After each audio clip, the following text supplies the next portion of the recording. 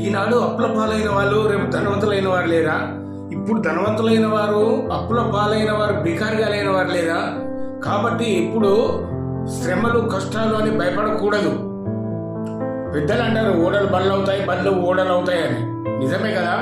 9 నెలలు కడుపులో మోసి ప్రసవ సమయంలో అబ్బా నేను చచ్చిపోతే బాగుండు అనుకునే ఆ తల్లి పిల్లాడు పుట్టాక వాడు కేర్ నేడుస్తుంటే అవన్నీ మర్చిపోయి సంతోషంగా వాడిని అక్కున చేసుకొని సంబరపడిపోతుంది.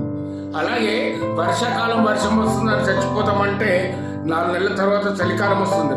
చలికాలంలో చలికి చచ్చిపోదాం అనుకుంటే 4 నెలల తర్వాత ఎండాకాలం వస్తుంది. ఎండాకాలంలో ఎండకు చచ్చిపోతాం అనుకుంటే మళ్ళా వర్షాకాలం వస్తుంది. అంటే కాలం అనేది చాలా అద్భుతమైనది, ఎప్పుడూ ఒకేలాగా ఉండదు. ఈ సత్యాన్ని ఎరిగి మనం మసలుకుంటే ఈ కష్టాలు శ్రమలు ఇబ్బందులు అనేవి కాలక్రమేణా వస్తుంటాయి పోతుంటాయి తప్ప ఎప్పటికీ నిలకడగా ఉండవు. ఈ సత్యాన్ని ప్రతి ఒక్కరూ గుర్తుంచుకోవాలి మిత్రమా.